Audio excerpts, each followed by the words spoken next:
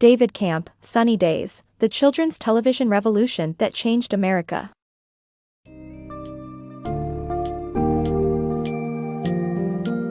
Step back in time to when television was still a novelty, and embark on a revolutionary journey that shook the foundation of children's television in America.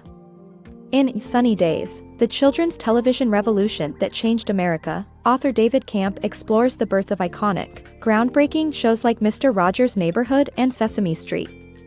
These programs changed the landscape of educational television for children by addressing pressing issues such as race, poverty, and equity in education. Armed with the power of innovative entertainment and the passion to help fill the glaring educational gap, these shows aim to uplift and foster early childhood development.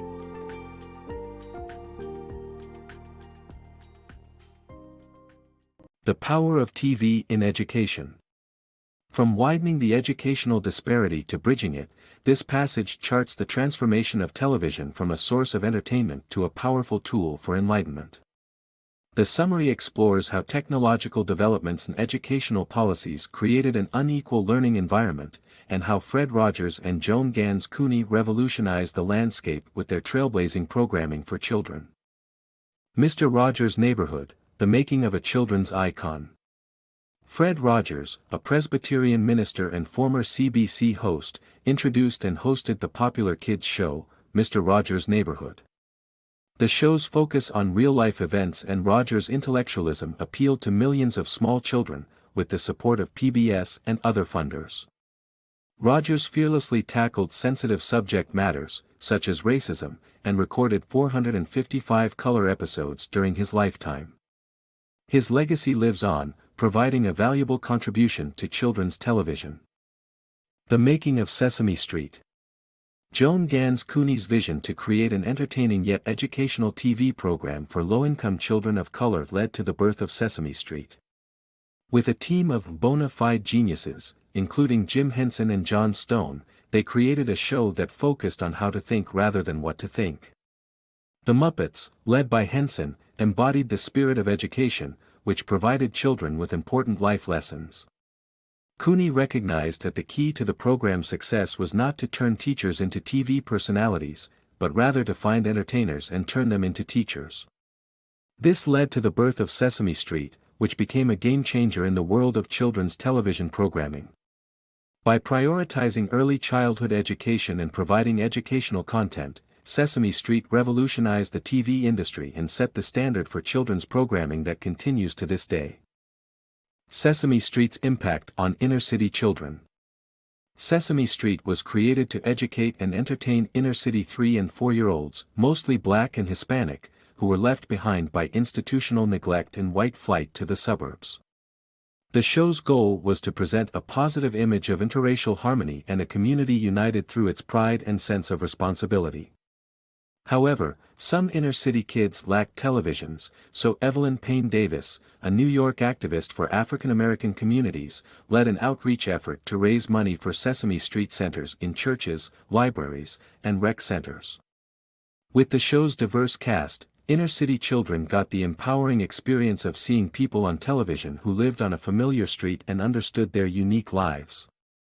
Sesame Street's impact went beyond entertainment and resembled the work of a social services agency more than an advertising department. Sesame Street's impact on social progress. The Children's Television Workshop's educational and inclusive approach to children's programming with Sesame Street caused controversy in the 1970s. Southern politicians sought to ban the show over racist concerns, and criticisms by Linda Frank accused the CTW of competing with Head Start. The introduction of Roosevelt Franklin, a purple Muppet speaking in Black vernacular and representing the struggles of Black communities, drew mixed reactions from Black activists who found him one-dimensional.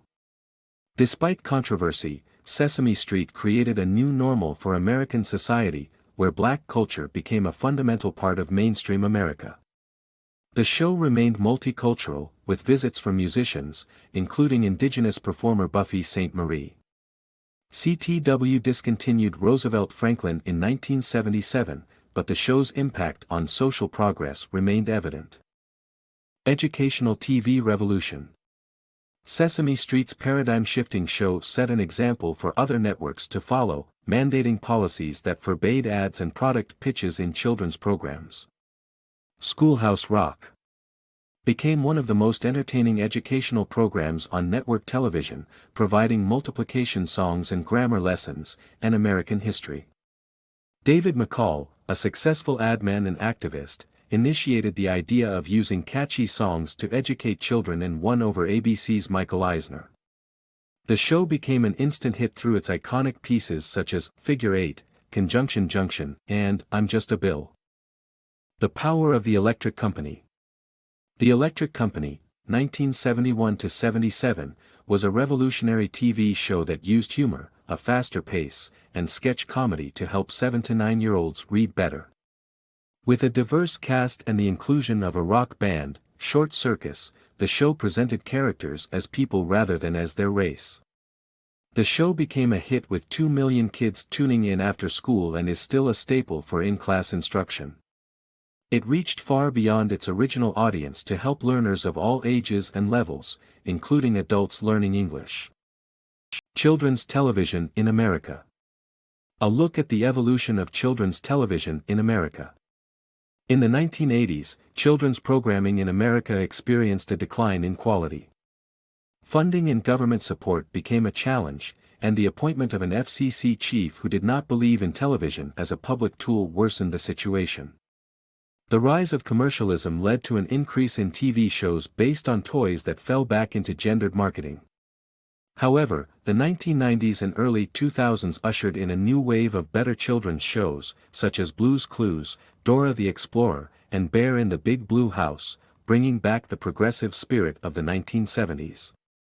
Reboots of earlier shows were also encouraged by Gen Zers, with Sesame Street and Schoolhouse Rock, reinvigorated with mixed results.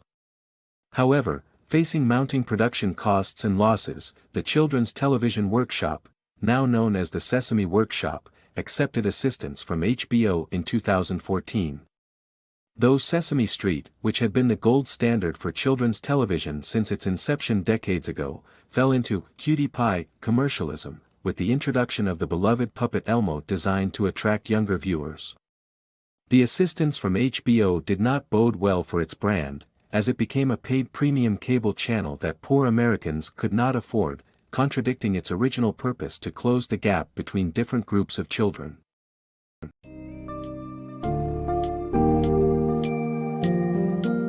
As we look back on the revolutionary impact of these iconic children's television shows, it is evident that they fundamentally changed the way children were educated and entertained.